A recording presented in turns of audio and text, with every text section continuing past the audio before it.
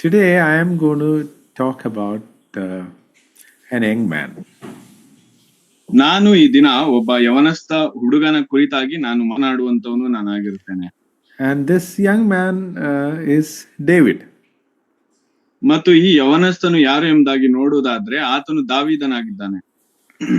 Now we normally call him David the king.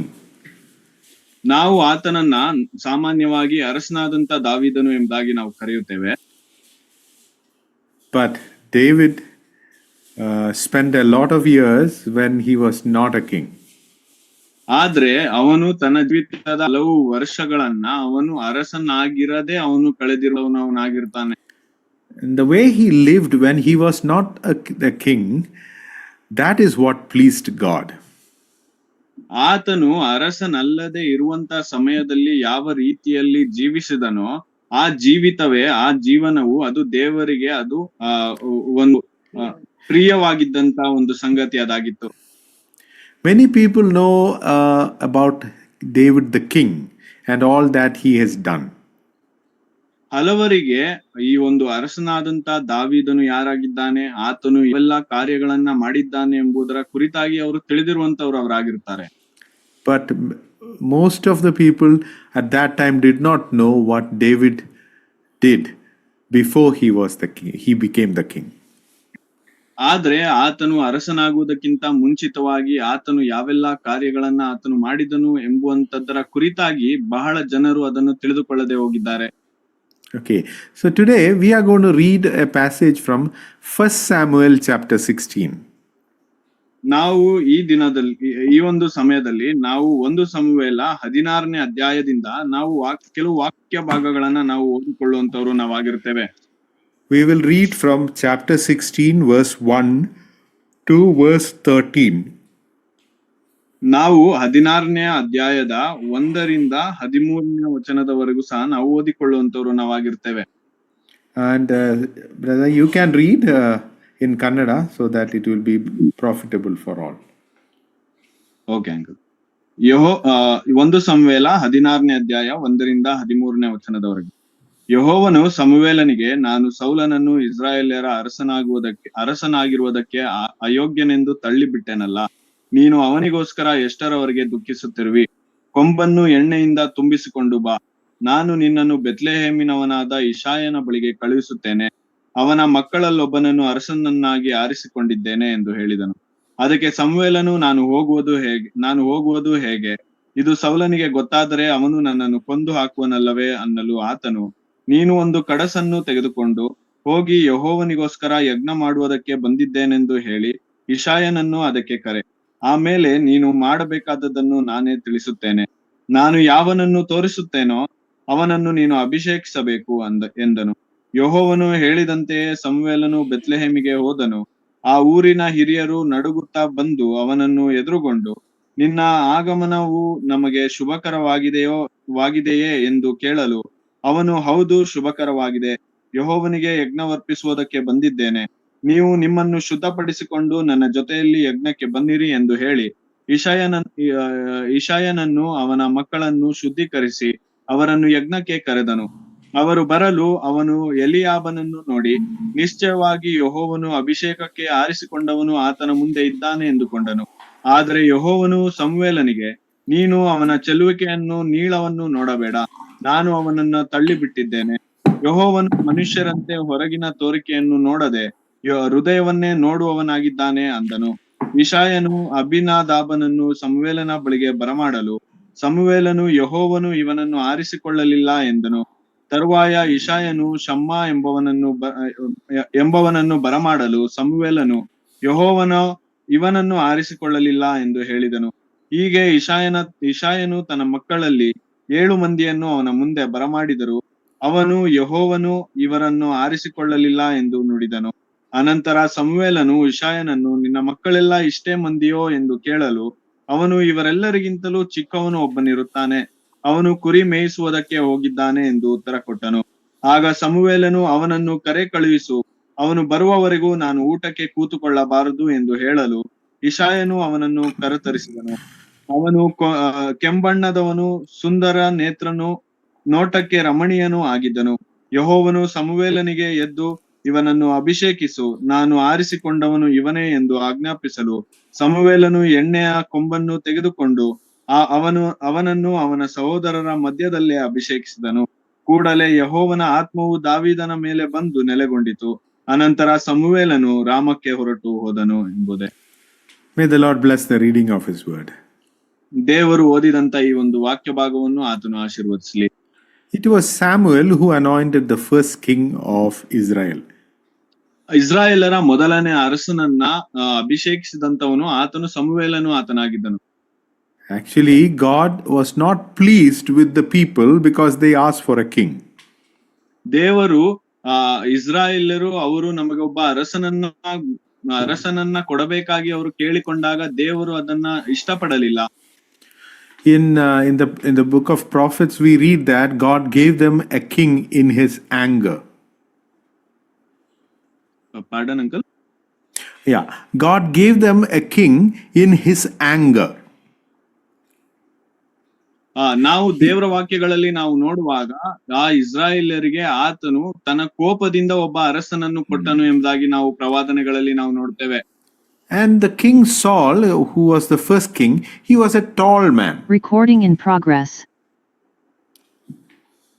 ಮತ್ತು ಈ ಒಬ್ಬ ಸೌಲನ ಕುರಿತಾಗಿ ನಾವು ನೋಡುವಾಗ ಆ ಸೌಲನು ಆತನು ಬಹಳ ಉದ್ದವಾಗಿದ್ದಂತ ಒಬ್ಬ ಮನುಷ್ಯನು ಆತನಾಗಿದ್ದನು. We know that if we are selecting a person, we normally look for a person who is tall and handsome. ನಾವು ಯಾರನ್ನಾದ್ರೂ ನಾವು ಆಯ್ಕೆ ಮಾಡಬೇಕಾಗಿದ್ದರೆ ನಾವು ಸಾಮಾನ್ಯವಾಗಿ ಉದ್ದವಾಗಿರುವಂತ ಮನುಷ್ಯನು, ನೋಡಲಿಕ್ಕೆ ಚೆನ್ನಾಗಿರುವಂತ ಮನುಷ್ಯನು, ಇವರನ್ನ ಆರಿಸಿಕೊಳ್ಳುವಂತವ್ರು ನಾವಾಗಿರ್ತೇವೆ. Now God gave them a king according to their wish. If they choose a king, it will be like a person Saul. ದೇವರು ಆ ಇಸ್ರಾಯೇಲರು ಆರಿಸಿಕೊಂಡವರನ್ನೇ ಆತನು ರಾಜನನ್ನಾಗಿ ಅರಸನನ್ನಾಗಿ ಆತನು ಕೊಟ್ಟನು. ಮತ್ತು ಮನುಷ್ಯರು ಆರಿಸಿಕೊಳ್ಳುವುದಾದ್ರೆ ಅವರು ಈ ಸೌಲನನ್ನೇ ಅವರು ಆರಿಸಿಕೊಳ್ಳುವಂತವರಾಗಿದ್ರು. But later Saul proved that he is not obedient to God and God rejected him as the king of Israel. ಆದ್ರೆ ನಂತರದ ದಿನಗಳಲ್ಲಿ ಆತನು ತಾನು ಇಸ್ರಾಯೇಲರ ಅರಸನಾಗುವುದಕ್ಕೆ ಯೋಗ್ಯನಾದವನಲ್ಲ, ದೇವರ ಮಾತಿಗೆ ಅವಿಧೇಯನಾಗುವಂತವನು ಎಂಬುವಂತದ್ದನ್ನ ತಿಳಿಯಲ್ಪಡುತ್ತದೆ. ಮತ್ತು ಇದಾದ ನಂತರದಲ್ಲಿ ಆತನು ಇಸ್ರಾಯೇಲರ ಅರಸನಾಗಿ ಆತನು ತಿರಸ್ಕರಿಸಲ್ಪಡುತ್ತಾನೆ. So God said that to prophet Samuel. ಆದದರಿಂದ ಪ್ರವಾದಿಯಾದಂತ ಸಮುವೇಲನಿಗೆ ದೇವರು ಈ ರೀತಿಯಾಗಿ ಹೇಳಿದನು. But prophet Samuel was sad because he is the one who anointed King Saul.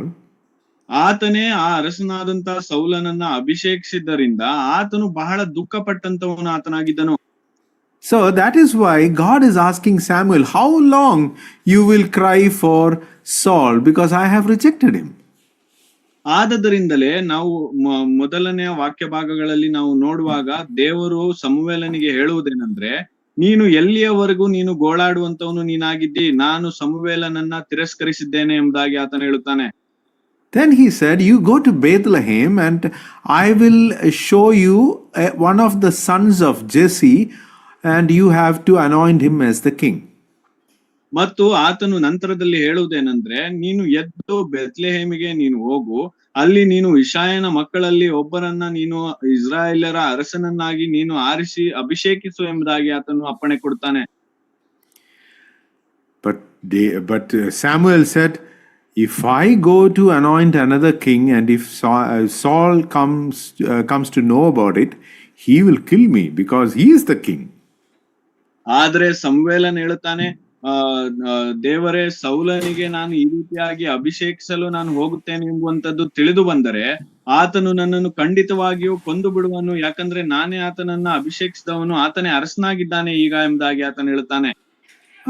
God did not say anything to Samuel, but he said, don't worry, you do one thing, you take a heifer and go to Bethlehem and tell that you are there to offer a sacrifice.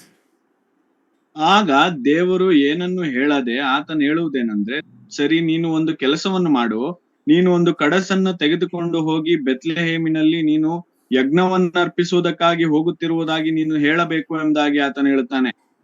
Now, when people offer a peace sacrifice or a fellowship sacrifice, they will kill an animal and one portion will be given to the priest. ಈ ನಾವು ನೋಡುವಾಗ ಈ ಒಂದು ಆರಾಧನೆಯ ಯಜ್ಞವನ್ನ ಅವರು ಮಾಡುವಾಗ ಅದರಲ್ಲಿ ಒಂದು ಭಾಗವನ್ನ ಆ ಒಂದು ಯಜ್ಞವನ್ನ ಮಾಡಿದಂತ ಯಾಜಕರಿಗೆ ಅದು ಕೊಡಲ್ಪಡುವುದು ಎಂಬುದಾಗಿ ನಾವು ನಮಗೆ ತಿಳಿದಿದೆ. The rest of that sacrifice, the meat of that animal will be eaten by the people who offer the sacrifice and their family members. ಮತ್ತು ಮಿಕ್ಕಿರುವಂತ ಆ ಮಾಂಸವನ್ನ ಅದನ್ನ ಆ ಒಂದು ಯಜ್ಞವನ್ನ ಅರ್ಪಿಸಿದಂತ ಕುಟುಂಬ ಮತ್ತು ಕುಟುಂಬದ ಎಲ್ಲರೂ ಸಹ ಕೂತು ಅದನ್ನ ತಿನ್ನುವಂತವರವರಾಗಿರ್ತಾರೆ. So in a peace offering, it is actually a fellowship meal where all the family members and even neighbors come together and eat good food. ಈ ಒಂದು ಸಮಾಧಾನಕರವಾಗಿರುವಂತ ಒಂದು ಯಜ್ಞವನ್ನ ಅರ್ಪಿಸುವಾಗ ಇದು ಒಂದು ಅನ್ಯೋನ್ಯತೆಯ ಒಂದು ಕೂಟದ ರೀತಿಯಲ್ಲಿ ಇರುವಂತದ್ದಾಗಿರುತ್ತದೆ. ಈ ಸಮಯದಲ್ಲಿ ಕುಟುಂಬದವರೆಲ್ಲರೂ ಸಹ ಒಟ್ಟಾಗಿ ಸೇರಿ ಬಂದು ಅವರು ಯಜ್ಞವನ್ನ ಅರ್ಪಿಸಿ ಅದರಿಂದ ಅವರು ಊಟವನ್ನ ಮಾಡುವಂತವರವರಾಗಿರ್ತಾರೆ. Now Samuel is going there to offer up sacrifice like that, and he will invite Jesse and his family. ಇದೇ ರೀತಿಯಾಗಿ ಸಮುವೇಲನು ಆತನು ಹೋಗುವಾಗ ಬೆತ್ಲೆಹೇಮಿನಲ್ಲಿ ಇಷಾಯನ ಮನೆಯಲ್ಲಿ ಇದೇ ರೀತಿಯಾದಂತ ಯಜ್ಞವನ್ನ ಅರ್ಪಿಸುವುದಕ್ಕಾಗಿ ಆತನು ಹೋಗಿ ಅಲ್ಲಿ ಇಷಾಯನ ಕುಟುಂಬವನ್ನು ಆತನು ಕರೆಕಳಿಸಿದಂತವನು ಆತನಾಗಿರ್ತಾನೆ. Now when Samuel went to Bethlehem, ಸಮುವೇಲನು ಬೆತ್ಲೆಹೇಮಿಗೆ ಆತನು ಹೋದಾಗ we read that the elders of the city came to meet him trembling and said, "Do you come peaceably?" ಅಲ್ಲಿ ನಾವು ನೋಡುವಾಗ ಆ ಪಟ್ಟಣದ ಹಿರಿಯರು ಆತನು ಸಮುವೇಲನ ಬಳಿಯಲ್ಲಿ ಬಂದು ನೀನು ಬಂದಿರುವಂತದ್ದು ಇದು ಒಂದು ಒಳ್ಳೆಯ ಸಂಗತಿಯೋ ಒಳ್ಳೆಯ ವಿಷಯವೋ ಎಂಬುದಾಗಿ ಅವರು ಬಹಳ ಭಯದಿಂದ ಬಂದು ಕೇಳುವಂತದ್ದನ್ನ ನಾವು ನೋಡ್ತೇವೆ. There we can see the respect of those people towards prophet Samuel. ಪ್ರವಾದಿಯಾದಂತ ಸಮುವೇಲನ ಮೇಲಿದ್ದಂತ ಆ ಒಂದು ಗೌರವದ ಕುರಿತಾಗಿ ನಾವು ಅಲ್ಲಿ ನೋಡುವಂತವ್ರು ನಾವಾಗಿರುತ್ತೇವೆ. They were actually scared. Why did he come? Is there any problem with us? ಅವರು ಬಹಳ ಹೆದರಿಕೊಂಡಂತವ್ರು ಅವರಾಗಿದ್ರು. ಭಯಪಟ್ಟು ಅವರು ನಮ್ಮಿಂದ ಏನಾದ್ರೂ ತಪ್ಪಾಗಿದೆಯೋ ಏನೋ ಎಂಬುದಾಗಿ ಅವರು ಭಯಪಟ್ಟಂತವ್ರವರಾಗಿದ್ರು. But Samuel told them that there is no problem. I have come peaceably. ಆದ್ರೆ ಆತನು ಹೇಳ್ತಾನೆ, ಇಲ್ಲ, ನಾನು ಒಳ್ಳೆಯ ಕಾರ್ಯಕ್ಕಾಗಿಯೇ ನಾನು ಬಂದಿದ್ದೇನೆ ಎಂಬುದಾಗಿ ಆತನು ಅವರಿಗೆ ತಿಳಿಸುವಂತವನು ಆತನಾಗಿರ್ತಾನೆ. And then he said, consecrate yourself and come for the sacrifice.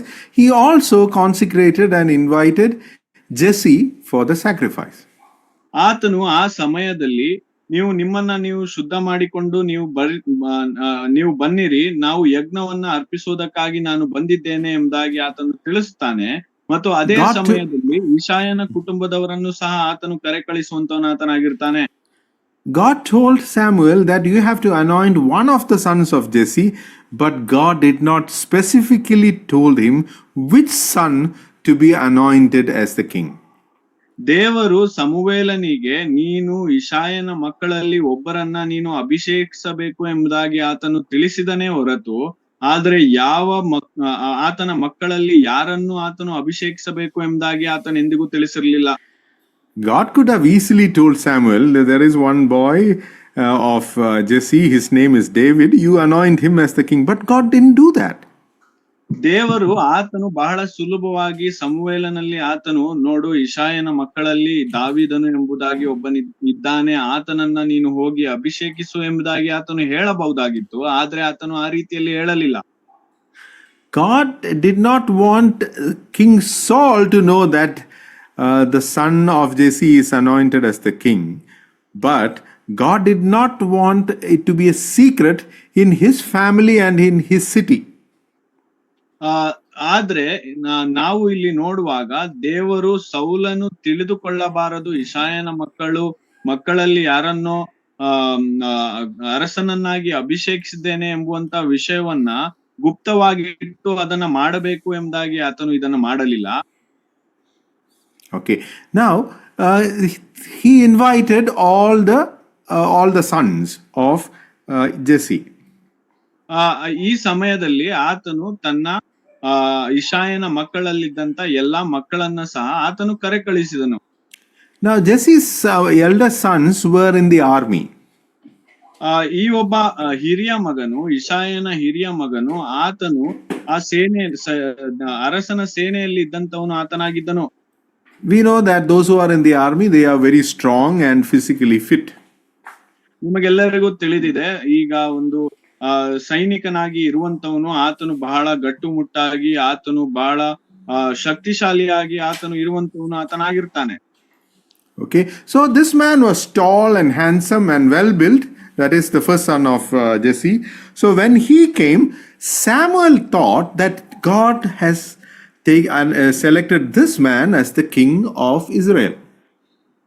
ಈ ರೀತಿಯಾಗಿ ಆತನು ಇಷಾಯನ ಮಕ್ಕಳನ್ನ ಕರೆ ಕಳುಹಿಸಿದಾಗ, ಆತನ ಹಿರಿಯ ಮಗನು ಬಂದಾಗ, ಸಮುವೇಲನು ಆತನನ್ನ ನೋಡಿ, ಆತನು ಬಹಳ ಉದ್ದವಾಗಿಯೂ ಚಂದವಾಗಿಯೂ ಮೈಕಟ್ಟನ್ನ ಹೊಂದಿದವನಾತನು ಇದ್ದನು. ಆಗ ಆತನು ಈತನನ್ನ ನೋಡಿ, ಈತನೇ ದೇವರು ಆರಿಸಿಕೊಂಡಿರುವಂತವನು ಎಂಬುದಾಗಿ ಆತನು ತಿಳಿದುಕೊಂಡನು. And he was about to get up and to anoint him with the oil as the king of Israel. ಮತ್ತು ಆತನು ತಂದಿದ್ದಂತ ಆ ಒಂದು ಎಣ್ಣೆಯನ್ನ ತೆಗೆದುಕೊಂಡು ಹೋಗಿ ಆತನ ಮೇಲೆ ಹಾಕಿ ಅಭಿಷೇಕಿಸಿ ಆತನನ್ನ ಇಸ್ರಾಯೇಲರ ಅರಸನನ್ನಾಗಿ ನೇಮಿಸಬೇಕೆಂಬುದಾಗಿ ಆತನಿನ್ನೇನು ಇದ್ದನು.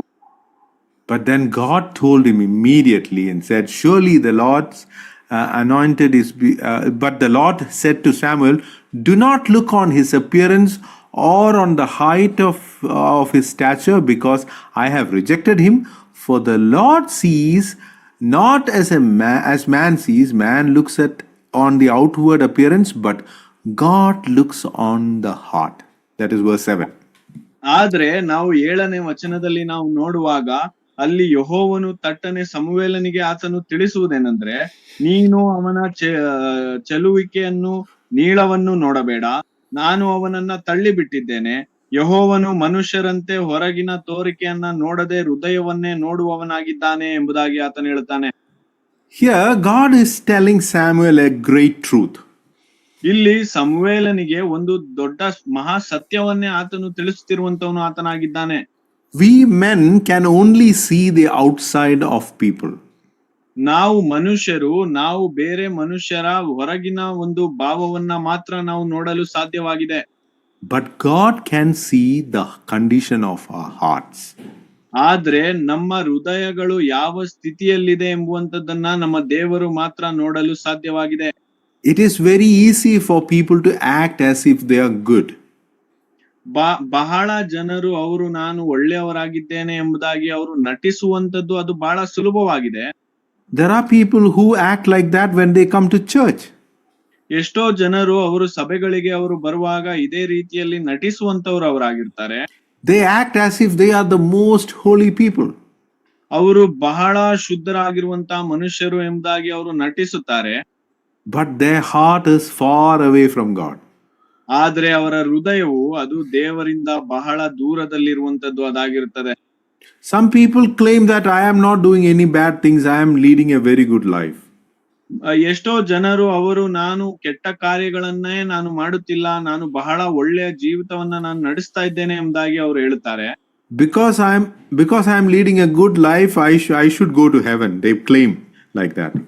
ಅವರು ಹೇಳಿಕೊಳ್ಳುವುದೇನೆಂದ್ರೆ, ನಾನು ಒಳ್ಳೆಯ ಕಾರ್ಯವನ್ನ ನಾನು ಮಾಡುವಂತವನು ನಾನು ಆಗಿದ್ದೇನೆ, ಆದುದರಿಂದ ನಾನು ಸೀದಾ ಪರಲೋಕಕ್ಕೆ ನಾನು ಹೋಗುತ್ತೇನೆ ಎಂಬುದಾಗಿ ಅವರು ಹೇಳಿಕೊಳ್ಳುತ್ತಾರೆ. But the problem is we have to give account to a God who knows all the thoughts of our heart. ಆದ್ರೆ ನಮ್ಮ ಹೃದಯದ ಎಲ್ಲಾ ಆಲೋಚನೆಗಳನ್ನ ಬಲ್ಲಾತನಾಗಿರುವಂತ ದೇವರಿಗೆ ನಾವು ಲೆಕ್ಕ ಕೊಡಬೇಕಾಗಿದೆ ಎಂಬುವಂತದ್ದನ್ನ ನಾವು ತಿಳಿದುಕೊಳ್ಳಬೇಕು. I heard of an incident in the life of a very godly man. ಒಬ್ಬ ಬಹಳ ದೈವಿಕ ಜೀವಿತವನ್ನ ನಡೆಸುತ್ತಿದ್ದಂತ ಮನುಷ್ಯನ ಜೀವಿತದಲ್ಲಿ ಆದಂತ ಘಟನೆಯ ಕುರಿತಾಗಿ ನಾನು ಕೇಳಿದ್ದೇನೆ. And one day he decided that he will write down all the thoughts that comes to his mind. ಆತನು ಒಂದು ದಿನ ತನ್ನ ಮನಸ್ಸಿನಲ್ಲಿ ಬರುವಂತ ಎಲ್ಲಾ ಆಲೋಚನೆಗಳನ್ನ ನಾನು ಬರೆದಿಟ್ಟುಕೊಳ್ಳುತ್ತೇನೆ ಎಂಬುದಾಗಿ ಆತನು ನಿರ್ಧರಿಸುತ್ತಾನೆ. And he started writing it on the paper. Whatever thoughts came to his mind, he started writing them. ಮತ್ತು ಆ ದಿನದಲ್ಲಿ ಆತನಿಗೆ ಬಂದಂತ ಪ್ರತಿಯೊಂದೊಂದು ಆಲೋಚನೆಯನ್ನು ಸಹ ಆತನು ಆ ಒಂದು ಪೇಪರ್ ನಲ್ಲಿ ಆತನು ಬರೆದಿಡುವಂತದ್ದಕ್ಕೆ ಆತನು ಪ್ರಾರಂಭಿಸ್ತಾನೆ. And as the time passed, his wife called him for eating breakfast. ಈ ಒಂದು ಸಮಯವು ಕಳೆಯುತ್ತಿದ್ದಂತೆ ಆತನ ಹೆಂಡತಿಯು ಆತನಿಗೆ ಬೆಳಗಿನ ತಿಂಡಿಯನ್ನು ತಿನ್ನುವುದಕ್ಕೋಸ್ಕರವಾಗಿ ಬರಬೇಕಾಗಿ ಆತನನ್ನ ಕರೆಯುತ್ತಾರೆ. And then she asked, "What are you writing?" ಮತ್ತು ಆಗ ಆಕೆ ಕೇಳುತ್ತಾಳೆ, ನೀನ್ ಏನನ್ನ ಬರೆಯುತ್ತಾ ಇದ್ದೀಯಾ ಎಂಬುದಾಗಿ. Then only he realized that the things that he has written on the paper, he can't even show it to his wife. ಆ ಸಮಯದಲ್ಲಿ ಆತನಿಗೆ ತಿಳಿದು ಬಂದಂತ ವಿಷಯವೇನೆಂದ್ರೆ, ಆತನು ಅಲ್ಲಿಯವರೆಗೂ ಬರೆದಂತ ವಿಷಯಗಳನ್ನ ಆತನು ತನ್ನ ಹೆಂಡತಿಗೂ ಸಹ ಆತನು ತೋರಿಸಲು ಸಾಧ್ಯವಿಲ್ಲ ಎಂಬುದಾಗಿ ಆತನು ತಿಳಿದನು. This is an incident that happened in the life of a very godly man. ಈ ಒಂದು ಸಂಗತಿಯು, ಈ ಒಂದು ಸನ್ನಿವೇಶವು ಅದು ಬಹಳ ದೈವಿಕವಾದಂತ ಜೀವಿತವನ್ನ ನಡೆಸುತ್ತಿದ್ದಂತ ಮನುಷ್ಯನ ಜೀವಿತದಲ್ಲಿಯೇ ನಡೆದಂತ ಸಂಗತಿ ಇದಾಗಿದೆ. Then think about what is happening in our hearts. ಹಾಗಾದ್ರೆ ನಮ್ಮ ಹೃದಯಗಳಲ್ಲಿ ಏನಾಗ್ತಿದೆ ಎಂಬುದಾಗಿ ನೀವು ಆಲೋಚಿಸಿರಿ. Now, if you think that you can act good or do good things and you can be justified before God, you will not be able to do that because God knows all the thoughts of your heart. ನೀವು ಬಹಳ ಒಳ್ಳೆಯ ಕಾರ್ಯಗಳನ್ನ ಮಾಡುತ್ತಾ ಎಲ್ಲರ ಮುಂದೆಯೂ ನಾನು ಬಹಳ ಒಳ್ಳೆಯವರಾಗಿದ್ದೇನೆ ಎಂಬುದಾಗಿ ನಟಿಸುತ್ತಾ ನಾವು ಜೀವಿಸಬಹುದು. ಆದ್ರೆ ನಮ್ಮ ಹೃದಯದಲ್ಲಿರುವಂತ ಎಲ್ಲ ಆಲೋಚನೆಯನ್ನ ಬಲ್ಲಾತನಾಗಿರುವಂತ ದೇವರ ಮುಂದೆ ನಾವು ಆ ರೀತಿಯಲ್ಲಿ ಇರಲು ಸಾಧ್ಯವಿಲ್ಲ. Now, this one truth reveals or declares that all men in this world, all of them are sinners before God. ಈ ಒಂದು ಮಹಾ ಸತ್ಯದಿಂದ ನಾವು ತಿಳಿದುಕೊಳ್ಳಬಹುದಾದಂತ ಒಂದು ವಿಷಯ ಏನಂದ್ರೆ, ಈ ಎಲ್ಲಾ ಮನುಷ್ಯರು ಇರುವಂತ ಪ್ರತಿಯೊಬ್ಬೊಬ್ಬರು ಸಹ ಎಲ್ಲರೂ ಪಾಪಿಗಳು ನಾವಾಗಿದ್ದೇವೆ ಮತ್ತು ನಮ್ಮಲ್ಲಿ ಪಾಪ ಇಲ್ಲದೆ ಇರುವಂತವರು ಯಾರು ಕೂಡ ಇಲ್ಲ ಎಂಬುದಾಗಿ. We cannot be justified before a holy God. ನಾವು ಪರಿಶುದ್ಧನಾದಂತ ದೇವರ ಸನ್ನಿಧಾನದಲ್ಲಿ ನಮ್ಮನ್ನ ನಾವು ಸಾಕ್ಷೀಕರಿಸಿಕೊಳ್ಳುವಂತದ್ದು ಅದು ಬಹಳ ಕಷ್ಟಕರವಾಗಿರುವಂತದ್ದು ಅದಾಗಿರುತ್ತದೆ. We all have sinned and come short of the glory of God. Bible says that. ಸತ್ಯವೇದದಲ್ಲಿ ನಾವು ನೋಡ್ತೇವೆ, ಎಲ್ಲರೂ ಪಾಪ ಮಾಡಿ ದೇವರ ಮಹಿಮೆಯನ್ನು ಹೊಂದದೆ ಹೋಗಿದ್ದಾರೆ ಎಂಬುದಾಗಿ ನಾವು ನೋಡ್ತೇವೆ. We need someone to save us from our sinful state. ನಮ್ಮ ಒಂದು ಪಾಪದ ಜೀವಿತದಿಂದ ನಮ್ಮನ್ನು ಬಿಡಿಸುವುದಕ್ಕಾಗಿ ನಮಗೆ ಒಬ್ಬರು ಬೇಕಾಗಿದ್ದಾರೆ. And that Savior is our Lord Jesus Christ. ಮತ್ತು ನಮ್ಮನ್ನು ಆ ರೀತಿಯಾಗಿ ರಕ್ಷಿಸುವಂತವನು ಯಾರು ಎಂಬುದಾಗಿ ನೋಡುವುದಾದ್ರೆ ಆತನೇ ನಮ್ಮ ರಕ್ಷಕನಾಗಿರುವಂತ ಕರ್ತನಾದಂತ ಯೇಸು ಕ್ರಿಸ್ತನು ಆತನಾಗಿದ್ದಾನೆ. We read about him that he was the sinless Son of God. ನಾವು ನೋಡ್ತೇವೆ ಆತನು ಯಾವುದೇ ಪಾಪವಿಲ್ಲದಂತ ದೇವರ ಮಗನು ಆತನಾಗಿದ್ದನು ಎಂಬುದಾಗಿ ನಾವು ನೋಡ್ತೇವೆ. There was no guile in his mouth. ಆತನ ಬಾಯಲ್ಲಿ ಯಾವುದೇ ಒಂದು ಕೆಟ್ಟ ಪದವು ಅಥವಾ ತಪ್ಪಾದಂತ ಪದಗಳು ಆತನ ಬಾಯಿಂದ ಬರಲಿಲ್ಲ. And we also read that in him there was no sin. ಮತ್ತು ಆತನಲ್ಲಿ ಯಾವ ಪಾಪವೂ ಇರಲಿಲ್ಲ ಎಂಬುದಾಗಿ ನಾವು ಓದುತ್ತೇವೆ. That means not only in his actions and in his words, even in his thoughts, he was sinless. ಅಂದ್ರೆ ಆತನು ಮಾಡಿದಂತ ಕಾರ್ಯದಿಂದಾಗಲಿ ಆತನ ಆಲೋಚನೆಗಳಿಂದಾಗಲಿ ಆತನಲ್ಲಿ ಯಾವುದೇ ಪಾಪವಿಲ್ಲ ಎಂಬುದಾಗಿ ಮಾತ್ರ ಅಲ್ಲ, ಕಾರ್ಯಗಳಲ್ಲಿ ಮತ್ತು ಆತನ ಬಾಯಲ್ಲಿ ಎಂಬುದಾಗಿ ಮಾತ್ರವಲ್ಲ, ಬದಲಿಗೆ ಆತನ ಆಲೋಚನೆಯಲ್ಲೂ ಸಹ ಯಾವುದೇ ಒಂದು ಪಾಪವಿರಲಿಲ್ಲ ಎಂಬುದಾಗಿ ನಾವು ನೋಡ್ತೇವೆ. He was the perfect sinless Son of God. ಆತನು ಪರಿಪೂರ್ಣವಾದಂತ ಯಾವುದೇ ಪಾಪವಿಲ್ಲದೆ ಇರುವಂತ ದೇವರ ಮಗನು ಆತನಾಗಿದ್ದನು. Though he was the perfect Son of God, he died for our sins. ಆತನು ಪರಿಪಕ್ವತೆಯನ್ನ ಹೊಂದಿದಂತ ದೇವರ ಮಗನು ಆತನಾಗಿದ್ದಾಗಿಯೂ ಸಹ ಆತನು ನಮ್ಮ ಪಾಪಗಳಿಗೋಸ್ಕರವಾಗಿ ಆತನು ಸತ್ತನು. And those who believe in his name, their sins will be forgiven by God. ಮತ್ತು ಯಾರು ಆತನನ್ನ ನಂಬುವಂತವರು ಅವರಾಗಿರ್ತಾರೋ ಅವರ ಪಾಪವು ಅದು ಕ್ಷಮಿಸಲ್ಪಡುವಂತದ್ದು ಅದಾಗಿರುತ್ತದೆ. I hope you have put your faith and trust in the Lord Jesus Christ for the remission of your sins. ನಿಮ್ಮ ನಂಬಿಕೆಯನ್ನ, ನಿಮ್ಮ ನಿರೀಕ್ಷೆಯನ್ನ, ನಿಮ್ಮ ಪಾಪಗಳು ಪರಿಹಾರವಾಗುವುದಕ್ಕೋಸ್ಕರವಾಗಿ ನಿಮ್ಮ ನಂಬಿಕೆಗಳನ್ನ, ನಿಮ್ಮ ನಿರೀಕ್ಷೆಯನ್ನ ನೀವು ಕ್ರಿಸ್ತನ ಮೇಲೆ ನೀವು ಹಾಕಿದ್ದೀರಿ ಎಂಬುದಾಗಿ ನಾನು ನಿರೀಕ್ಷಿಸುತ್ತೇನೆ. If you haven't done that, you should do that because there is no other way to be justified before God. ನೀವು ಆ ರೀತಿಯಾಗಿ ಮಾಡದೆ ಹೋಗಿದ್ದರೆ ನೀವು ಈಗಾಗಲೇ ಮಾಡಬೇಕಾಗಿ ನಾನು ಕೇಳಿಕೊಳ್ಳುವಂತವನಾಗಿರ್ತೇನೆ. ಯಾಕಂದ್ರೆ ಇದರ ಹೊರತಾಗಿ ನಮ್ಮನ್ನ ನಾವು ಸಾಕ್ಷೀಕರಿಸಿಕೊಳ್ಳಲು, ದೇವರ ಸನ್ನಿಧಾನದಲ್ಲಿ ನಮ್ಮನ್ನು ನಾವು ಸಾಕ್ಷೀಕರಿಸಿಕೊಳ್ಳಲು ಅದು ಬಹಳ ಅಸಾಧ್ಯವಾಗಿರುವಂತದ್ದು ಅದಾಗಿರ್ತದೆ. So here the Lord says, the Lord looks on the heart of people. ಇಲ್ಲಿ ದೇವರ ವಾಕ್ಯದಲ್ಲಿ ನಾವು ನೋಡ್ತೇವೆ, ಅಲ್ಲಿ ಹೇಳುವುದೇನೆಂದ್ರೆ ದೇವರು ಮನುಷ್ಯನ ಹೃದಯವನ್ನ ನೋಡುವಂತವನು ಆತನಾಗಿರ್ತಾನೆ ಎಂಬುದಾಗಿ. Only God can see the heart of people. ದೇವರು ತಾನೇ ಮಾತ್ರ ಆತನು ಮನುಷ್ಯರ ಹೃದಯವನ್ನ ಆತನು ನೋಡಬಹುದಾಗಿದ್ದಾನೆ. Even in a great prophet like Samuel, he had no idea what was happening in the heart of people.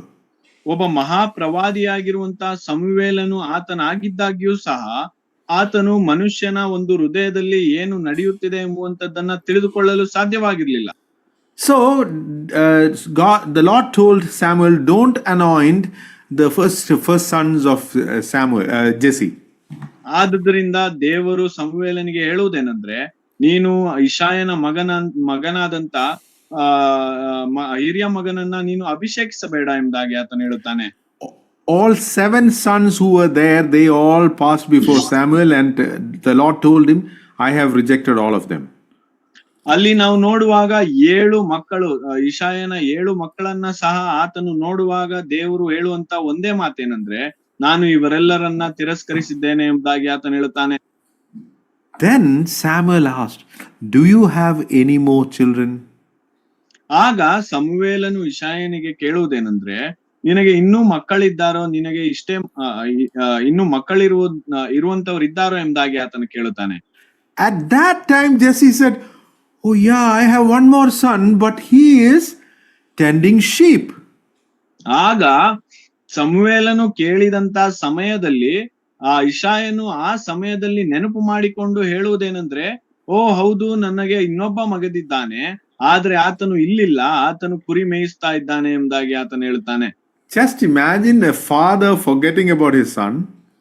ನೀವು ಊಹಿಸಿಕೊಳ್ಳಿರಿ, ಒಬ್ಬ ತಂದೆಯು ತನ್ನ ಮಗನನ್ನೇ ಮರೆತು ಹೋಗುತ್ತಾನೆ ಎಂಬುದಾಗಿರುವುದಾದ್ರೆ. Samuel told Jesse, bring him immediately. ಆಗ ಸಮುವೇಲನು ಹೇಳುತ್ತಾನೆ, ನೀನು ಈಗಲೇ ಅವನನ್ನ ಕರೆ ಕಳುಹಿಸು ಎಂಬುದಾಗಿ ಆತನು ಹೇಳುತ್ತಾನೆ. Now what is so special about the heart of David? ಈ ದಾವೀದನ ಹೃದಯದ ಕುರಿತಾಗಿ ಅದರಲ್ಲಿ ವಿಶೇಷತೆ ಏನು ಎಂಬುದಾಗಿ ನಾವು ನೋಡುವುದಾದ್ರೆ, when we look into the next chapter, that is 1 Samuel chapter 17, where David defeats Goliath. ನಾವು 1 ಸಮುವೇಲ 17ನೇ ಅಧ್ಯಾಯವನ್ನ ನಾವು ನೋಡ್ತಾ ಹೋಗುದಾದ್ರೆ, ಅಲ್ಲಿ ನಾವು ನೋಡ್ತೇವೆ ದಾವೀದನು ಗೊಲಿಯಾತನನ್ನು ಕೊಲ್ಲುವಂತವನು ಆತನಾಗಿರ್ತಾನೆ. And during that time, David was sent to his brothers who were in the army. ಆ ಸಮಯದಲ್ಲಿ ಆ ಸೈನ್ಯದಲ್ಲಿದ್ದಂತ ತನ್ನ ಸಹೋದರರ ಬಳಿಗೆ ಆತನು ಕಳುಹಿಸಲ್ಪಡುತ್ತಾನೆ. And that's how he reached the battlefield. ಆ ಸಮಯದಲ್ಲಿಯೇ ಆತನು ಆ ಯುದ್ಧ ಭೂಮಿಗೆ ಆತನು ಹೋಗಿದನು. And when he was in the battlefield, this Philistine giant Goliath came and defiled the armies of God. ಆತನು ಹೋದಂತ ಸಮಯದಲ್ಲಿ ಆ ಯುದ್ಧ ಭೂಮಿಯಲ್ಲಿ ಆ ಫಿಲಿಸ್ಟಿಯನಾದಂತ ಬಹಳ ಉದ್ದವಾಗಿದ್ದಂತ ಬಲಿಷ್ಠನಾಗಿದ್ದಂತ ಗೊಲ್ಯಾತನು ಆತನು ದೇವರ ಕುರಿತಾಗಿ ಹೀನವಾಗಿ ಮಾತನಾಡುತ್ತಿದ್ದಂತವನು ಆತನಾಗಿರ್ತಾನೆ. And when this Philistine came, all the army of Israel, they all ran away from him. ಮತ್ತು ಈ ಫಿಲಿಸ್ಟಿಯರ ಸೈನ್ಯವು ಅದು ಬರುವಾಗ ಇಸ್ರಾಯೇಲ್ಯರ ಸೈನ್ಯವು ಅವರೆಲ್ಲರೂ ಹೆದರಿ ಅವರು ಓಡಿ ಹೋದಂತವರು ಅವರಾಗಿದ್ದರು. You know what? Goliath was actually calling for one tall man who can fight with him. ಆ ಗೊಲ್ಯಾತನನ್ನು ಆತನು ಇಸ್ರಾಯೇಲ್ಯರ ಸೈನ್ಯದಲ್ಲಿ ಯಾರಾದರೂ ಬಹಳ ಬಲಿಷ್ಠನು ಉದ್ದವಾಗಿರುವಂತವನು ಆತನು ಬಂದು ತನ್ನನ್ನು ಎದುರಿಸುವನು ಎಂಬುದಾಗಿ ಆತನು ಕರೆಯುತ್ತಾ ಇರ್ತಾನೆ. The tallest man in Israel was King Saul. ಆ ಇಸ್ರಾಯೇಲ್ಯರಲ್ಲಿದ್ದಂತ ಬಹಳ ಉದ್ದವಾದಂತ ಮನುಷ್ಯನು ಎಂಬುದಾಗಿ ನೋಡುವುದಾದ್ರೆ ಆತನು ಅರಸನಾದಂತ ಸೌಲನು ಆತನಾಗಿದ್ದನು. He should have gone and fought against Goliath. ಸೌಲನು ತಾನೇ ಗೊಲಿಯಾತನನ ವಿರುದ್ಧವಾಗಿ ಆತನು ಹೋಗಿ ಆತನು ಯುದ್ಧ ಮಾಡಬೇಕಾಗಿತ್ತು. But he couldn't do that. ಆದ್ರೆ ಆತನು ಆ ಕಾರ್ಯವನ್ನು ಮಾಡಲು ಆಗ್ಲಿಲ್ಲ. But when David heard this man coming and challenging the armies of Israel, ಆದ್ರೆ ದಾವೀದನು ಈ ಮನುಷ್ಯನು ಬಂದು ದೇವರ ಸೈನ್ಯವನ್ನ ಇಸ್ರಾಯೇಲ್ಯರ ಸೈನಿಕರನ್ನ ಆತನು ಈ ರೀತಿಯಾಗಿ ಸವಾಲು ಹಾಕುತ್ತಿದ್ದಾನೆ ಎಂಬುದಾಗಿ ಆತನು ನೋಡುವಾಗ he said, who is this uncircumcised Philistine that he should defy the armies of the living God? ಈ ಸುನ್ನತಿ ಇಲ್ಲದೆ ಇರುವಂತ ಈ ಫಿಲಿಸ್ಟಿಯನು ದೇವರನ್ನ ಯಾವ ರೀತಿಯಾಗಿ ಈ ರೀತಿಯಾಗಿ ಹೀನೈಸಿ ಮಾತನಾಡುತ್ತಾನೆ ಎಂಬುದಾಗಿ ಆತನು ಸಿಟ್ಟುಗೊಳ್ಳುವಂತದ್ದನ್ನ ನಾವು ನೋಡ್ತೇವೆ. Not a single soldier in the Israel army thought like that. ಇಸ್ರಾಯೇಲ್ಯರ ಸೈನ್ಯದಲ್ಲಿದ್ದಂತ ಒಬ್ಬನೇ ಒಬ್ಬ ಸೈನಿಕನಾದ್ರೂ ಈ ರೀತಿಯಾಗಿ ಆತನು ಆಲೋಚಿಸಲಿಲ್ಲ. There were godly people, priests were there, king was there. None of them thought that this man is defying the name of our God. ಆ ಯುದ್ಧ ಭೂಮಿಯಲ್ಲಿ ಅಲ್ಲಿ ನಾವು ನೋಡುವಾಗ ಯಾಜಕರುಗಳಿದ್ದರು, ಅರಸರಿದ್ದನು. ಆದಾಗ್ಯೂ ಸಹ ಅವರು ಯಾರಲ್ಲಿಯೂ ಸಹ ದೇವರ ವಿರುದ್ಧವಾಗಿ ಈತನು ಮಾತನಾಡುತ್ತಿದ್ದಾನೆ ಎಂಬುದಾಗಿ ಯಾರು ಕೂಡ ಈ ರೀತಿಯಾಗಿ ಆಲೋಚಿಸಲಿಲ್ಲ. The moment David heard the words of Goliath, he said, this man is defying our God. ದಾವೀದನು ಈ ಗೊಲ್ಯಾತನನು ಮಾತನಾಡುವಂತದ್ದನ್ನ ಕೇಳಿ ಆತನು ಮೊದಲಿಗೆ ತಿಳಿದುಕೊಂಡಂತದ್ದೇನೆಂದ್ರೆ ಈತನು ನಮ್ಮ ದೇವರನ್ನ ಹೀನೈಸುತ್ತಿದ್ದಾನೆ ಎಂಬುದಾಗಿ. David saw things as God saw things. ದೇವರು ಯಾವ ರೀತಿಯಲ್ಲಿ ಸಂಗತಿಗಳನ್ನ ಕಾಣುತ್ತಾನೋ ಆ ರೀತಿಯಲ್ಲಿಯೇ ದಾವೀದನು ಸಹ ನೋಡುವಂತವನು ಆತನಾಗಿದ್ದನು. That is the difference of David's heart. ಇದೇ ವ್ಯತ್ಯಾಸವು ದಾವೀದನ ಹೃದಯದಲ್ಲಿ ಇದ್ದಂತದ್ದು ಅದಾಗಿತ್ತು. Okay, there is one more thing that he said while he was taken to King Saul. ಆತನು ಅರಸನಾದಂತ ಸೌಲನ ಬಳಿಗೆ ಕರೆದುಕೊಂಡು ಹೋದಾಗ ಆತನು ಅಲ್ಲೊಂದು ಮಾತನ್ನು ಆತನು ಹೇಳುತ್ತಾನೆ. Saul said, you are a boy, you cannot fight this giant. He is very experienced. He is so experienced in battle. ಆತನು ಸೌಲನು ಹೇಳುತ್ತಾನೆ, ನೀನು ಈ ಮನುಷ್ಯನ ವಿರುದ್ಧವಾಗಿ ನೀನು ಯುದ್ಧ ಮಾಡಲು ಸಾಧ್ಯವಿಲ್ಲ. ಆತನು ಬಹಳ ಪರಿಣಿತನಾಗಿದ್ದಾನೆ, ಆತನು ಬಹಳಷ್ಟು ಯುದ್ಧಗಳನ್ನ ಮಾಡಿರುವಂತವನು ಆತನಾಗಿರ್ತಾನೆ ಎಂಬುದಾಗಿ ಆತನು ಹೇಳುತ್ತಾನೆ. But at that time, David told an incident from his own life. ಆ ಸಮಯದಲ್ಲಿ ದಾವೀದನು ತನ್ನ ಸ್ವಂತ ಜೀವಿತದಲ್ಲಾದಂತ ಘಟನೆಯನ್ನ ಆತನು ತಿಳಿಸಿದಂತವನು ಆತನಾಗಿದ್ದನು. He was tending his father's sheep. ಆತನು ತನ್ನ ತಂದೆಯ ಕುರಿಗಳನ್ನ ಆತನು ಮೇಯಿಸ್ತಾ ಇದ್ದನು. At that time, a lion and a bear came and took a sheep. ಆ ಸಮಯದಲ್ಲಿ ಆ ಒಂದು ಸಿಂಹವು ಮತ್ತು ಒಂದು ಕರಡಿಯು ಬಂದು ತನ್ನ ಒಂದು ಕುರಿಯನ್ನ ಅದು ತೆಗೆದುಕೊಂಡು ಹೋಯಿತು.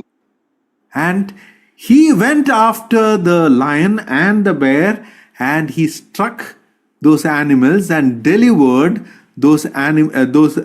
delivered the lamb from the mouth of the lion and the mouth of the bear.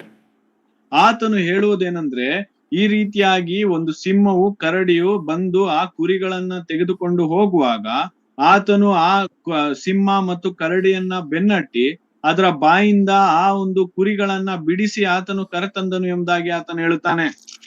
Now, tending the sheep is not a very prestigious job. ಈ ಒಂದು ಕುರಿ ಮೇಯಿಸುವಂತದ್ದು ಎಂಬುದಾಗಿ ನೋಡುವಾಗ ಅದು ಬಹಳ ಒಂದು ಉನ್ನತವಾದಂತ ಕೆಲಸ ಕಾರ್ಯ ಎಂಬುದಾಗಿ ನಾವು ಹೇಳಲು ಸಾಧ್ಯವಿಲ್ಲ. His brothers, the older brothers, they are in the army and they are doing important things. ಆತನ ಹಿರಿಯ ಸಹೋದರರುಗಳು ಅವರು ಸೈನ್ಯದಲ್ಲಿ ಇಸ್ರಾಯೇಲ್ ಸೈನ್ಯದಲ್ಲಿ ಇರುವಂತವರಾಗಿದ್ದಾರೆ. ಅವರು ಬಹಳ ಮುಖ್ಯವಾದಂತ ಕೆಲಸ ಕಾರ್ಯಗಳನ್ನ ಮಾಡುತ್ತಿರುವಂತವರಾಗಿದ್ದಾರೆ ಎಂಬುದಾಗಿ ಹೇಳಬಹುದು. Because David was the youngest, this job was given to him. This job of tending sheep. ದಾವೀದನು ಆತನು ಎಲ್ಲರಿಗಿಂತ ಬಹಳ ಸಣ್ಣ ವಯಸ್ಸಿನವನು ಆತನಾಗಿದ್ದರಿಂದ, ಆತನು ಕಿರಿಯನು ಆತನಾಗಿದ್ದರಿಂದ ಈ ಒಂದು ಕುರಿ ಮೇಯಿಸುವಂತ ಕೆಲಸ ಕಾರ್ಯವು ಅದು ಆತನಿಗೆ ಕೊಡಲ್ಪಟ್ಟಿತ್ತು. But he was not disappointed with the responsibility that was given to him. ಆದ್ರೆ ಆತನಿಗೆ ಕೊಡಲ್ಪಟ್ಟಂತ ಜವಾಬ್ದಾರಿಯನ್ನ ತೆಗೆದುಕೊಂಡು ಆತನ ಎಂದಿಗೂ ಸಹ ನಿರಾಶೆಯನ್ನು ಆತನು ಹೊಂದಿರಲಿಲ್ಲ. Just imagine if a lion comes and takes a lamb. A wise person or a father, if I am the father of David, I'll tell him, son, let the lamb go. You take care of yourself. You must take care of your health and your life. ನಾನ್ ಒಬ್ಬ ತಂದೆ ಆಗಿರುವಂತವನು ಈ ರೀತಿಯಾಗಿ ತನ್ನ ಮಗನು ಬಂದು ಕುರಿಗಳನ್ನ ಸಿಂಹವು ಅಥವಾ ಕರಡಿಯು ಬಂದು ತೆಗೆದುಕೊಂಡು ಹೋಯ್ತು ಎಂಬುದಾಗಿ ಹೇಳುವಾಗ ಆ ಸಮಯದಲ್ಲಿ ತಂದೆ ಆದಂತವನು, ನಾನು ತಂದೆ ಆಗಿದ್ದರೆ ನಾನು ಹೇಳುವಂತ ಮಾತೇನಂದ್ರೆ, ಮಗನೇ, ಆ ಕುರಿಯು ಹೋದಂತದ್ದು ಹೋಗಲಿ, ನಿನ್ನ ಪ್ರಾಣವು ಅದು ಮುಖ್ಯವಾಗಿರುವಂತದ್ದು, ಅದನ್ನ ನೀನು ನೋಡಿಕೊ ಎಂಬುದಾಗಿ ನಾನು ಹೇಳ್ತೇನೆ. But David thought that this responsibility is given to me by my father, but I believe this job is given to me by God himself, so I must do my level best to save the lamb. ಆದ್ರೆ ದಾವೀದನು ಇಲ್ಲಿ ತಿಳಿದುಕೊಳ್ಳುವಂತದ್ದೇನಂದ್ರೆ, ಈ ಕೆಲಸ ಕಾರ್ಯವು ಬರೀ ಅದು ನನ್ನ ತಂದೆಯಿಂದ ನನಗೆ ಕೊಡಲ್ಪಟ್ಟಿರುವಂತದ್ದಲ್ಲ, ಬದಲಿಗೆ ಈ ಜವಾಬ್ದಾರಿಯು ಅದು ನನಗೆ ದೇವರಿಂದ ಪಟ್ಟಿದೆ.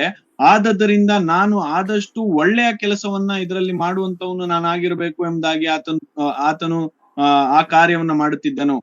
So he went after those wild animals and saved the lamb.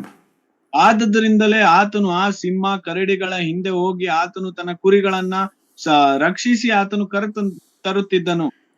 He also can think in a particular way. ಆತನು ಈ ರೀತಿಯಾಗಿ ಆತನು ನಿರ್ದಿಷ್ಟವಾಗಿ ಆತನು ತಿಳಿದುಕೊಳ್ಳಬಹುದಾಗಿತ್ತು. Because when Jesse was invited for a sacrifice where they could eat meat and have good meal, Jesse invited all his sons, but he did not invite his last son. He forgot about him.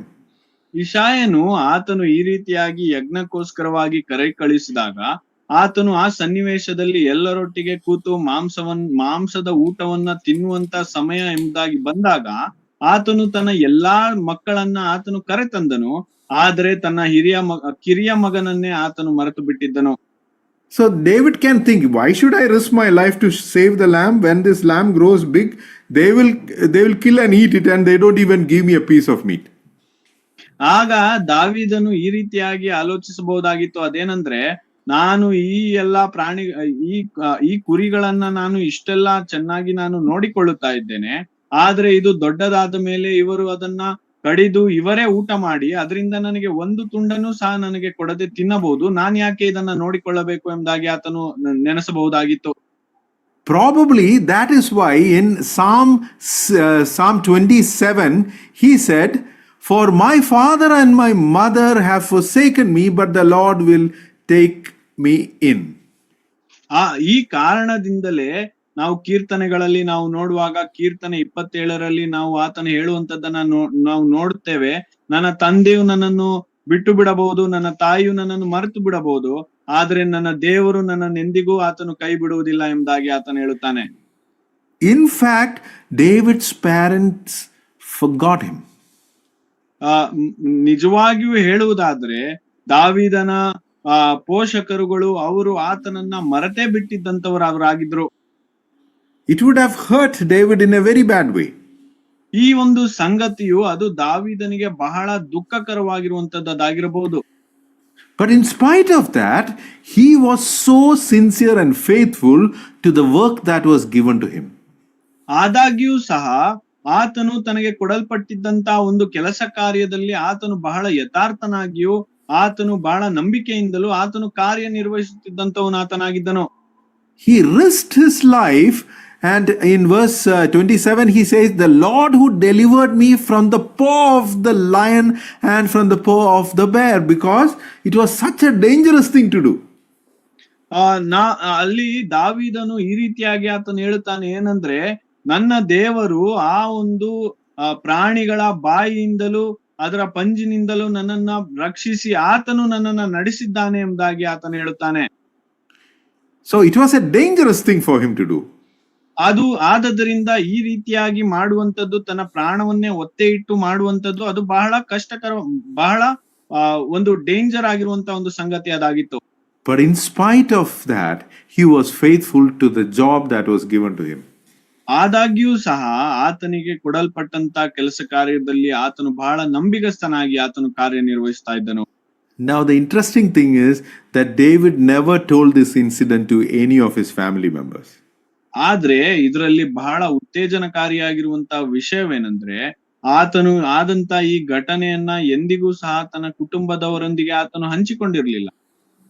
But you know what? God saw what David did. ಆದ್ರೆ ದೇವರು ದಾವೀದನು ಮಾಡಿದಂತ ಕಾರ್ಯಗಳನ್ನ ಆತನು ನೋಡಿದವನಾಗಿದ್ದನು. When we do our work and if nobody is watching what we are doing, ನಾವು remember, ನಮ್ಮ God is watching. ನಾವು ನಮ್ಮ ಕೆಲಸ ಕಾರ್ಯಗಳನ್ನ ಮಾಡುವಾಗ ನಾವು ಮಾಡುವಂತ ಕೆಲಸವನ್ನ ಯಾರು ನೋಡದೇ ಇರಬಹುದು, ಆದ್ರೆ ದೇವರು ತಾನೇ ನಾವು ಮಾಡುವಂತ ಎಲ್ಲಾ ಕೆಲಸ ಕಾರ್ಯವನ್ನ ಆತನು ನೋಡುತ್ತಿರುವಂತವನಾಗಿರ್ತಾನೆ. God is so faithful in observing our faithfulness. ದೇವರು ಬಹಳ ನಂಬಿಗಸ್ತನಾಗಿದ್ದು ನಮ್ಮ ನಂಬಿಗಸ್ತಿಕೆಯನ್ನ ಆತನು ನೋಡುವಂತವನು ಆತನಾಗಿರ್ತಾನೆ. God is actually looking for faithful people who do their job in even if no one else is watching. ದಾವೀದನು ಯಾರೂ ಸಹ ಆತನು ಮಾಡುವಂತ ಕೆಲಸವನ್ನ ನೋಡದೆ ಇದ್ದಾಗ್ಯೂ ಸಹ ಬಹಳ ನಂಬಿಗಸ್ತನಾಗಿ ಆತನು ಕೆಲಸ ಕಾರ್ಯವನ್ನು ಮಾಡಿದನು. We all do a good job if somebody is watching. ನಾವು ಮಾಡುವಂತ ಕೆಲಸವನ್ನ ಯಾರಾದ್ರೂ ನೋಡುತ್ತಾ ಇದ್ರೆ ನಾವು ಬಹಳ ಚೆನ್ನಾಗಿ ನಾವು ಕೆಲಸವನ್ನ ನಿರ್ವಹಿಸುವಂತವರಾಗಿರ್ತೇವೆ. But if nobody is watching, what is our approach? ಆದ್ರೆ ನಾವು ಮಾಡುವಂತ ಕೆಲಸವನ್ನ ಯಾರು ನೋಡದೆ ಇರುವಂತ ಸಮಯದಲ್ಲಿ ನಾವು ಏನ್ ಮಾಡ್ತಾ ಇದ್ದೇವೆ? You know, in Colossians there is a verse, Colossians chapter 3 and verse 22 and 22 to 24. ಕೊಲೊಸ್ಸೆಯವರಿಗೆ ಬರೆದ ಪತ್ರಿಕೆ 3ನೇ ಅಧ್ಯಾಯ 22ರಿಂದ 24ನೇ ವಚನದಲ್ಲಿ ಈ ರೀತಿಯಾಗಿ ಅದು ಬರೆಯಲ್ಪಟ್ಟಿದೆ. Paul is talking about bond servants and their attitude towards their masters. ಅಲ್ಲಿ ನಾವು ನೋಡುವಾಗ ಹೊಸದಾಗಿ ಹುಟ್ಟಿದಂತ ಸೇವಕರಗಳ ಕುರಿತಾಗಿ ಅಲ್ಲಿ ಪೌಲನು ಬರೆಯುತ್ತಿದ್ದಾನೆ ಮತ್ತು ತಮ್ಮ ಯಜಮಾನನ ಒಟ್ಟಿಗೆ ಅವರು ಯಾವ ರೀತಿಯಲ್ಲಿ ಇರುತ್ತಾರೆ ಎಂಬುದಾಗಿ ಆತನು ತಿಳಿಸ್ತಾ ಇದ್ದಾನೆ. Now these bond servants are Christians, believers. ಈ ಹೊಸದಾಗಿ ಹುಟ್ಟಿರುವಂತ ಸೇವಕರು ಎಂಬುದಾಗಿ ಹೇಳುವಾಗ ಅವರು ಕ್ರೈಸ್ತರು ಅವರಾಗಿದ್ದಾರೆ. Paul is telling them, don't work only when people are watching. ಜನರು ನೋಡುವಾಗ ಮಾತ್ರ ನೀವು ಕೆಲಸ ಮಾಡಬೇಡಿರಿ ಎಂಬುದಾಗಿ ಆತನು ಹೇಳುತ್ತಾನೆ. Brother, you can read from verse 22 to 24. Colossians 3. 3ನೇ ಅಧ್ಯಾಯ 22ನೇ ವಚನದಿಂದ 24ನೇ ವಚನದವರೆಗೆ. ದಾಸತ್ವದಲ್ಲಿರುವವರೇ, ಈ ಲೋಕದಲ್ಲಿನ ನಿಮ್ಮ ಯಜಮಾನರಿಗೆ ಎಲ್ಲಾ ವಿಷಯಗಳಲ್ಲಿ ವಿಧೇಯರಾಗಿರಿ. ಮನುಷ್ಯರನ್ನ ಮೆಚ್ಚಿಸುವವರು ಮಾಡುವ ಪ್ರಕಾರ ನಿಮ್ಮ ಯಜಮಾನರು ನೋಡುತ್ತಿರುವಾಗ ಮಾತ್ರ ಸೇವೆ ಮಾಡದೆ ಕರ್ತನಿಗೆ ಭಯಪಡುವವರಾಗಿ ಸರಳ ಮನಸ್ಸಿನಿಂದ ಕೆಲಸ ಮಾಡಿರಿ. ನೀವು ಯಾವ ಕೆಲಸವನ್ನು ಮಾಡಿದರೂ ಅದನ್ನು ಮನುಷ್ಯರಿಗೋಸ್ಕರವೆಂದು ಮಾಡದೆ ಕರ್ತನಿಗೋಸ್ಕರವೇ ಎಂದು ಮನಪೂರ್ವಕವಾಗಿ ಮಾಡಿರಿ. ಕರ್ತನಿಂದ ಪರಲೋಕ ಬಾಧ್ಯತೆ ಎಂಬ ಪ್ರತಿಫಲವನ್ನ ಹೊಂದುವೆವೆಂದು ತಿಳಿದಿದ್ದೀರಲ್ಲ. ನೀವು ಕರ್ತನಾದ ಕ್ರಿಸ್ತನಿಗೆ ದಾಸರಾಗಿದ್ದೀರಿ. Okay, now here he is saying that there is a tendency for us to work when people are watching. ಇಲ್ಲಿ ನಾವು ನೋಡ್ತೇವೆ, ನಾವು ಮನುಷ್ಯರನ್ನ ಮೆಚ್ಚಿಸುವುದಕ್ಕೋಸ್ಕರವಾಗಿ ಮನುಷ್ಯರು ಮಾಡುವ ಪ್ರಕಾರದಲ್ಲಿ ಯಜಮಾನನು ನೋಡುವಾಗ ಮಾತ್ರ ನಾವು ಕೆಲಸ ಮಾಡುವಂತವ್ರು ನಾವಾಗಿರ್ತೇವೆ ಎಂಬುದಾಗಿ ಆತನು ಬರೆಯುತ್ತಾನೆ. Don't think that it is only for slaves at that time, because we also work under people, isn't it?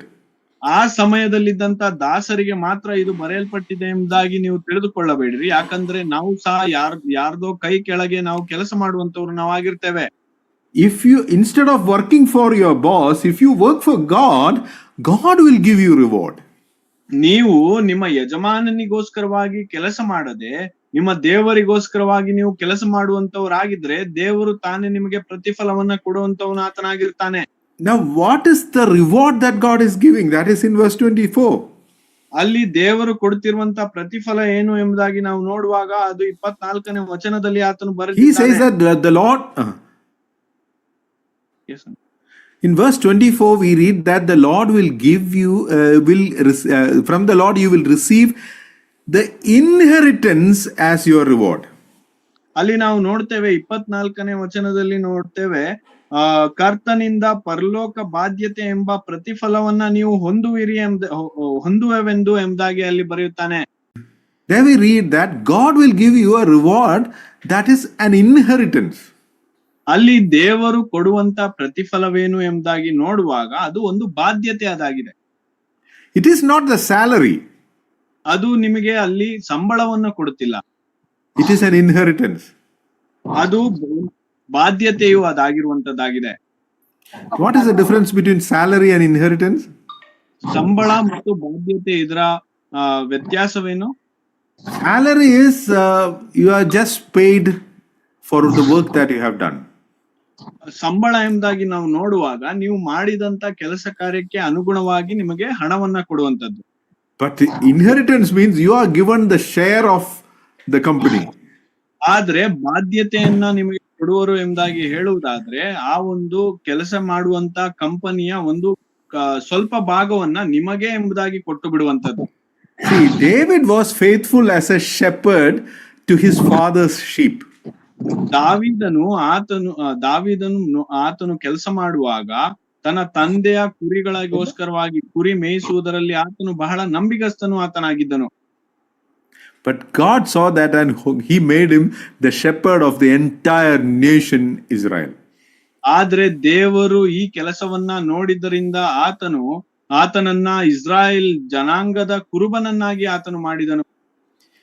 Now, if you are faithful in your secret life, ನೀವು ನಿಮ್ಮ ಒಂದು ಗೌಪ್ಯವಾದಂತ ಜೀವಿತದಲ್ಲಿ ನೀವು ನಂಬಿಗಸ್ತರಾಗಿ ನೀವು ಇರುವುದಾದ್ರೆ God will reward you and honor you in public. ದೇವರು ನಿಮ್ಮನ್ನ ಎಲ್ಲರ ಮುಂದೆ ಜನರ ಮುಂದೆ ನಿಮ್ಮನ್ನ ಹೆಚ್ಚಿಸುವಂತವನು, ನಿಮ್ಮನ್ನ ಆ ಒಂದು ಪ್ರತಿಫಲವನ್ನ ಕೊಡುವಂತವನು ಆತನಾಗಿರ್ತಾನೆ. That is what happened here in David's life. ದಾವೀದನ ಜೀವಿತದಲ್ಲಿಯೂ ಸಹ ಅದೇ ಒಂದು ಘಟನೆಯು ನಡೆಯುವಂತದ್ದನ್ನ ನಾವು ನೋಡ್ತೇವೆ.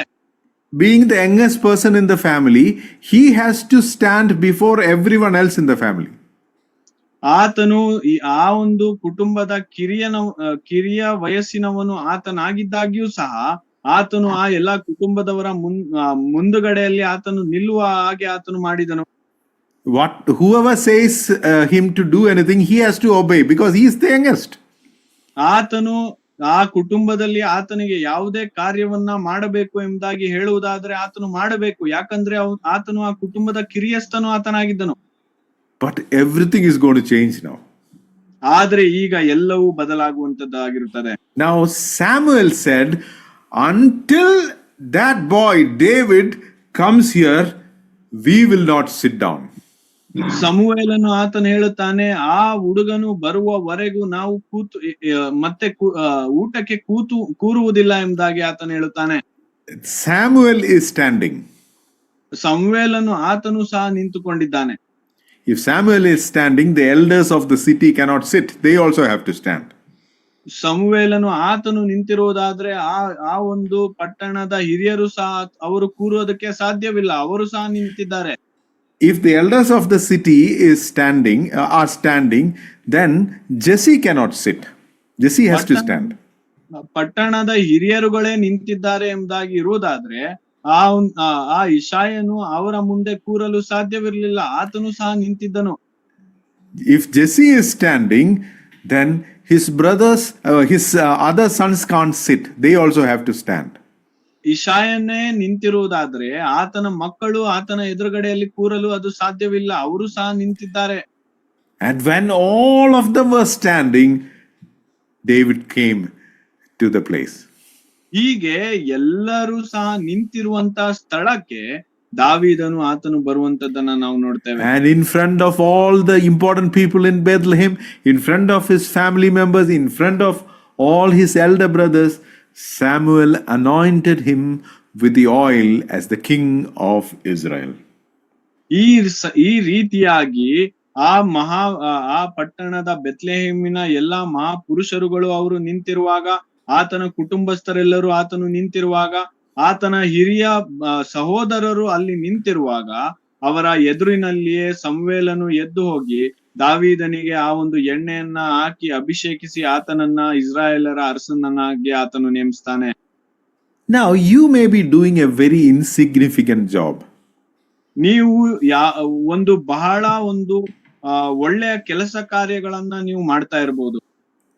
And people may not appreciate what you are doing. ಕ್ಷಮಿಸಿ, ನೀವು ಯಾರೂ ಸಹ ಪ್ರಶಂಸಿಸದೇ ಇರುವಂತ ಒಂದು ಕೆಲಸ ಕಾರ್ಯವನ್ನ ನೀವು ಮಾಡುತ್ತಾ ಇರಬಹುದು. Maybe you are cleaning the house or cooking food. ನೀವು ನಿಮ್ಮ ಮನೆಯನ್ನ ಸ್ವಚ್ಛಪಡಿಸುವಂತದ್ದಾಗಿರಬಹುದು, ಅಥವಾ ಮನೆಯಲ್ಲಿ ಅಡುಗೆ ಮಾಡುವಂತ ಕೆಲಸ ಕಾರ್ಯಗಳು, ಈ ರೀತಿಯಾದಂತ ಕೆಲಸವನ್ನ ನೀವು ಮಾಡ್ತಾ ಇರಬಹುದು. Maybe you are doing your studies in school. ನೀವು ನಿಮ್ಮ ಶಾಲೆಗಳಲ್ಲಿ ನೀವು ನಿಮ್ಮ ವಿದ್ಯಾಭ್ಯಾಸದಲ್ಲಿ ಇರುವಂತವ್ರು ನೀವಾಗಿರಬಹುದು. Maybe you are helping someone. ನೀವು ಯಾರಿಗೋ ಸಹಾಯ ಮಾಡುತ್ತಾ ಇರಬಹುದು. Whatever you do, you can do it as unto the Lord. ನೀವು ಯಾವುದೇ ಕೆಲಸವನ್ನ ನೀವು ಮಾಡುತ್ತಾ ಇದ್ರು ಅದು ದೇವರಿಗೋಸ್ಕರವಾಗಿ ನೀವು ಮಾಡಬಹುದಾಗಿರುತ್ತದೆ. And if you sincerely do your work as unto the Lord, ಮತ್ತು ನೀವು ನಿಮ್ಮ ಕೆಲಸ ಕಾರ್ಯವನ್ನ ಯಥಾರ್ಥವಾಗಿಯೂ ದೇವರಿಗೋಸ್ಕರವಾಗಿಯೂ ನೀವು ಮಾಡುವಂತವ್ರು ನೀವಾಗಿರುವುದಾದ್ರೆ, God will see your sincerity. ದೇವರು ನಿಮ್ಮ ಯಥಾರ್ಥತ್ವವನ್ನ ಆತನು ನೋಡುವಂತವನ ಆತನಾಗಿರ್ತಾನೆ. God is looking at your heart. ದೇವರು ನಿಮ್ಮ ಹೃದಯಗಳನ್ನ ಆತನು ನೋಡುವಂತವನು ಆತನಾಗಿರ್ತಾನೆ. And God will reward you as he rewarded David. ದೇವರು ದಾವೀದನಿಗೆ ಯಾವ ರೀತಿಯಲ್ಲಿ ಪ್ರತಿಫಲವನ್ನ ಆತನು ಕೊಟ್ಟನೋ ಅದೇ ರೀತಿಯಾಗಿ ನಿಮ್ಮಗೂ ಸಹ ಆತನು ಪ್ರತಿಫಲವನ್ನ ಕೊಡುವಂತವನು ಆತನಾಗಿರ್ತಾನೆ. In the book of Proverbs chapter 22 there is a verse like this. ಜ್ಞಾನೋಕ್ತಿ 22ನೇ ಅಧ್ಯಾಯದಲ್ಲಿ ಈ ರೀತಿಯಾಗಿ ಒಂದು ವಚನವಿದೆ. In fact, that is the last verse in that chapter. Verse 29. ಅಧ್ಯಾಯದ ಕೊನೆಯ ವಚನವು ಅದಾಗಿರುತ್ತದೆ. ಅದು 29ನೇ ವಚನ. Proverbs 22:29, it reads like this: Do you see a man skillful in his work? He will stand before kings. He will not stand before obscure men. ಅಲ್ಲಿ ನಾವು ಈ ರೀತಿಯಾಗಿ ನಾವು ಓದುತ್ತೇವೆ, ನನ್ನ ಕೆಲಸದಲ್ಲಿ ಚಟುವಟಿಕೆಯಾಗಿರುವವನನ್ನು ನೋಡು, ಇಂಥವನು ರಾಜರನ್ನ ಸೇವಿಸುವನಲ್ಲದೆ ನೀಚರನ್ನ ಸೇವಿಸುವುದಿಲ್ಲ ಎಂಬುದಾಗಿ ನಾವು ನೋಡ್ತೇವೆ. See, there Solomon says, do you see a man skilled in his work? ಅಲ್ಲಿ ನಾವು ಸಂವೇಲನ ಹೇಳುವಂತದನ್ನ ನೋಡ್ತೇವೆ, ತನ್ನ ಕೆಲಸದಲ್ಲಿ ಚಟುವಟಿಕೆಯಾಗಿರುವವನನ್ನ ನೀನು ನೋಡು ಎಂಬುದಾಗಿ. It doesn't say which work.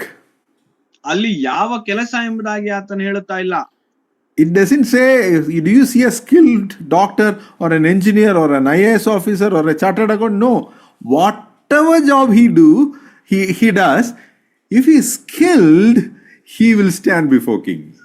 ಅಲ್ಲಿ ಆತನು ಎಂದಿಗೂ ಸಹ ನೀನು ಆತನು ಮಾಡುವಂತ ಕೆಲಸದ ವೈದ್ಯನನ್ನ ನೀನು ನೋಡು, ನೀನು ಎಂಜಿನಿಯರ್ನನ್ನ ನೋಡು, ಚಾರ್ಟೆಡ್ ಅಕೌಂಟೆಂಟ್ ಅನ್ನ ನೋಡು ಎಂಬುದಾಗಿ ಆತನು ಹೇಳುತ್ತಿಲ್ಲ. ಬದಲಿಗೆ ಆತನು ಅಲ್ಲಿ ಹೇಳುತ್ತಿರುವುದೇನೆಂದ್ರೆ, ಒಬ್ಬನು ಮಾಡುವಂತ ಕೆಲಸದಲ್ಲಿ ಆತನು ಪರಿಣಿತನಾಗಿರುವಂತವನು ಆತನಾಗಿರುವುದಾದ್ರೆ ಎಂಬುದಾಗಿ ಅಲ್ಲಿ ಹೇಳುತ್ತಾನೆ. We can do anything as unto the Lord. ನಾವು ಏನನ್ನು ಬೇಕಾದರೂ ನಾವು ದೇವರಿಗೋಸ್ಕರವಾಗಿ ನಾವು ನಮ್ಮ ಕಾರ್ಯವನ್ನ ನಾವು ಮಾಡಬಹುದಾಗಿದೆ. David took care of his father's sheep as if this is the job that was given to him by the Lord. ದಾವೀದನು ತನ್ನ ತಂದೆಯ ಕುರಿಗಳನ್ನ ಮೇಯಿಸುವಂತ ಕೆಲಸವನ್ನ ಆತನು ಈ ಕೆಲಸವು ನನಗೆ ದೇವರಿಂದಲೇ ಬಂದಂತ ಕೆಲಸ ಎಂಬುದಾಗಿ ಪರಿಗಣಿಸಿ ಆತನು ಮಾಡಿದ್ದಂತವನು ಆತನಾಗಿದ್ದನು. After this incident, we see that David was invited to the presence of King Saul. ನಾವು ಇದಾದ ನಂತರದಲ್ಲಿ ವಾಕ್ಯಗಳನ್ನ ನಾವು ಓದುವಾಗ ನಾವು ನೋಡುತ್ತೇವೆ, ಆತನು ಆ ಒಂದು ಅರಸನಾದಂತ ಸೌಲನ ಸನ್ನಿಧಾನಕ್ಕೆ ಆತನು ಕರೆತರಲ್ಪಡುವಂತವನು ಆತನಾಗಿರ್ತಾನೆ. He literally stood before the king. ಆತನು ಅಕ್ಷರಶವಾಗಿಯೂ ಸಹ ಆತನು ಅರಸನ ಮುಂದುಗಡೆಯಲ್ಲಿ ಆತನು ಹೋಗಿ ನಿಂತನು. Now, like David, let us be sincere in our work and do our work as unto the Lord.